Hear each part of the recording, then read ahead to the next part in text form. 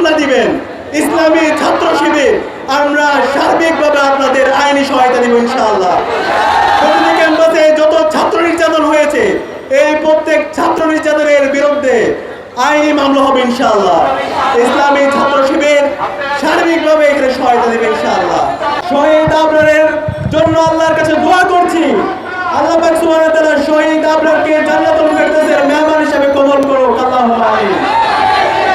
প্রিয় সংগ্রামী ছাত্র জনতা, আপনারা জানেন ফ্যাসিস্ট হাসিনা গত 16 বছরে আমাদের এই ভূখণ্ডকে ভারতের কলোনি রূপে পরিণত করেছিল। গত 16 বছরে আমরা আমাদের নাগরিক অধিকার হারিয়েছিলাম। আমরা অর্থনৈতিক শোষণ, রাজনৈতিক নিপীড়ন, সাংস্কৃতিক গোলামি এবং দাসত্বের মধ্য দিয়ে আমাদেরকে যেতে হয়েছিল। এই আধিপত্যবাদের বিরুদ্ধে, এই আগ্রাসনের বিরুদ্ধে যারাই কথা বলেছিল তারাই এই ফ্যাসিস্টদের চক্ষুশীলে পরিণত হয়েছিল। হাজার হাজার ছাত্র জনতাকে জীবন দিতে হয়েছে এবং এই জীবনের মাধ্যমে 24-এ আমরা এক স্বাধীন বাংলাদেশ পেয়েছি। প্রিয় সংগ্রামী ছাত্র জনতা, গত 16 বছরে এই আগ্রাসনের বিরুদ্ধে কথা বলতে গিয়ে, ফ্যাসিবাদের বিরুদ্ধে কথা বলতে গিয়ে ইসলামী ছাত্র শিবিরকে সবচেয়ে বেশি জুলুমের শিকার হতে হয়েছে। আপনাদের সামনে আমি কিছু ঘটনা উল্লেখ করতে চাই। 2013 সালে মাত্র 17 বয়সের চট্টগ্রামের আবিদ বিন ইসলামকে সুস্থ অবস্থায় বাড়ি থেকে শেখ হাসিনার পেটুয়া বাহিনী ধরে নিয়ে গিয়ে নির্মম নির্যাতন করে তার চোখকে তুলে ফেলেছিল।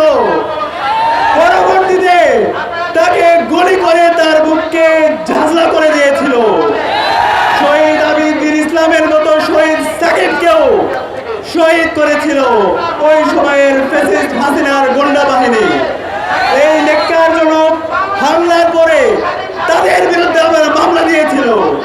এইভাবে যদি আমরা দেখি গত 16 বছরে সারা দেশে সকল ক্যাম্পাসে ইসলামী ছাত্র শিবিরকে নির্মম নির্যাতন নিষ্পেষণ করা হয়েছে। শিবিরের উপর হামলা করাকে বৈধতা দিয়েছিল এই দেশের সুশীল সমাজের প্রতিনিধিরা। আমরা এই বৈধতা দেওয়ার বিরুদ্ধে স্বাধীন বাংলাদেশে আমরা তীব্র নিন্দা জানাচ্ছি।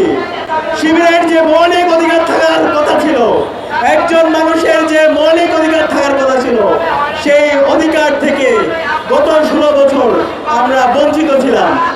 শহীদ আবরার ফাহাদের শাহাদাতের মাধ্যমে আমরা আমাদের অধিকারের কথাগুলো বলতে পেরেছি এবং 24-এর ছাত্র জনতার অভ্যুত্থানের মাধ্যমে আমরা স্বাধীনভাবে আজকে আমাদের মত প্রকাশ করতে পারছি।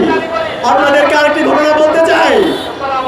শহীদ আবরার যে ক্যাম্পাসে শহীদ হয়েছেন, ওই ক্যাম্পাসে বিগত সময়ে শিবিরের উপর অনেক নির্যাতন হয়েছে।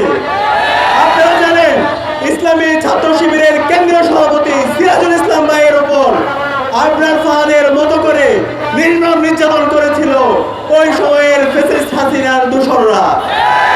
সিরাজ ভাইকে নির্মম নির্যাতন করার পরে তার বিরুদ্ধে আবার মামলাও দিয়েছিল। এই ধরনের সকল ফ্যাসিস্ট হামলা এবং মামলাকে ছাত্র জনতা তীব্র নিন্দা এবং প্রতিবাদের মাধ্যমে আমরা এটার প্রতিহত করছি। প্রিয় সংগ্রামী ছাত্র জনতা, আমি দেশবাসীকে অনুরোধ করব, গত 16 বছরে আপনাদের উপর যে জুলুমতন্ত্র কায়েম হয়েছে, এই প্রত্যেকটা জুলুমের বিচারে স্বাধীন বাংলাদেশ হবে ইনশাআল্লাহ।